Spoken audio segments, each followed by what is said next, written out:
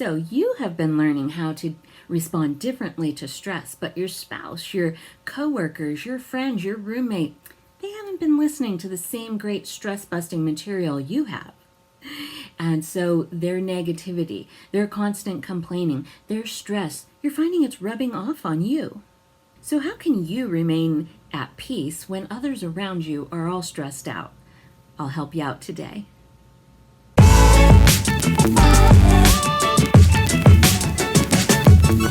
So number one, recognize that some of us are more emotional than others.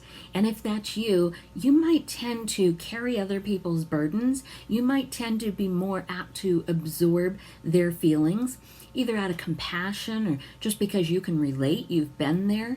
So they're telling you of all their problems. You're seeing the problems they're going through, and you feel the weight coming on your shoulders. And so the first thing is just to recognize, if that's you, that that's your personality type and that you tend to do that.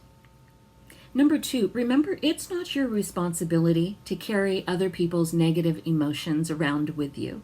In fact, it's not going to help them. When is it that you have grown the most in your walk with the Lord? It's when you've been stressed out. It's when you had troubles and trials and persecution, and you needed to learn ways to get closer to God and to trust in Him. And you had these growth periods because of them. Nobody likes all those troubles, but we all recognize that growth periods can come out of them.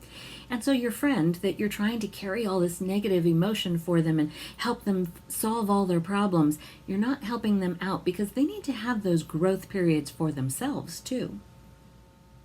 Now, three, we do want to help people out whenever we can, and you can refer people to my website if they need help with how to deal with stress, and you can say things to them like, I recognize that you're feeling stressed. Here's some things that I've tried. Here's some things that I've learned that have helped me.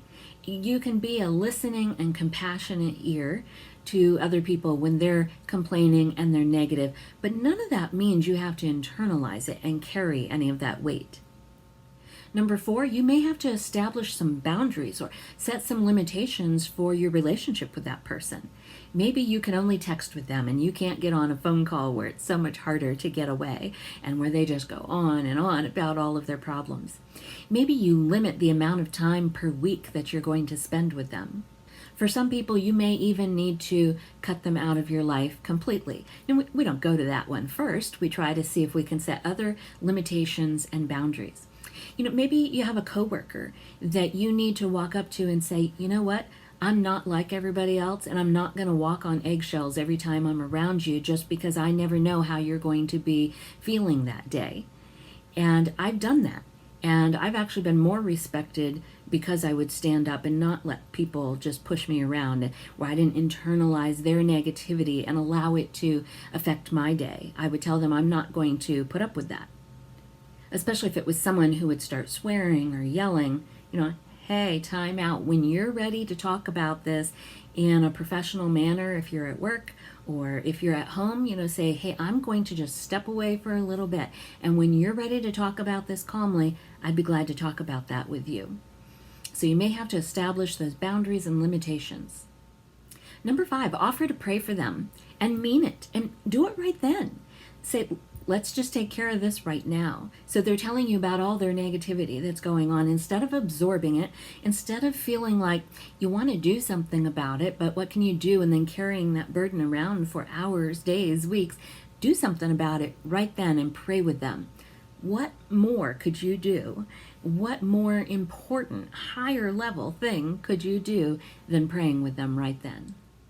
Number six, what I like to do if I'm around someone who's always negative, always a complainer, maybe gossiping about other people, always having something negative to say about other people, is I like to then counter it with always bringing up something positive about that person. And they quite often get the hint pretty early on that I'm not going to agree with them. I'm not going to commiserate with them. I'm going to turn it around and say, yeah, but this is what I like about that person, or have you noticed this? And they quickly realize that you're not going to be a person who will just complain and be into their negativity and feed it, that you're going to stop it. And it kind of becomes no fun for them anymore. And so sometimes they don't necessarily always turn positive. Sometimes they just quit talking, and sometimes that's okay. And lastly, number 7, if you have been around somebody who's just very negative, stressed out, and you're feeling that negative energy on you, here's something my husband and I have done. We'll walk out of someone's house and we'll pull the little imaginary shower cord. Can you picture like a beach shower, a shower head over you, and there's this little cord, you pull it and water comes down, and it's just our little signal to each other of we're just going to wash that negativity right off of it and have that go away. So that can be a fun one to do, especially as a little communication between two people. Wow, that person was negative, right? It's just, we're going to wash that off. So my mission as the Stress Buster Coach is to help you to learn these different tools, have these tools in your tool belt that you can go to quicker and quicker every time. When you start to feel stressed out, that you'll know exactly what to do, and you'll know that you don't have to put up with stress, worry, and fear in your life, but that you can have peace, joy, and rest because of the victory of Jesus on the cross.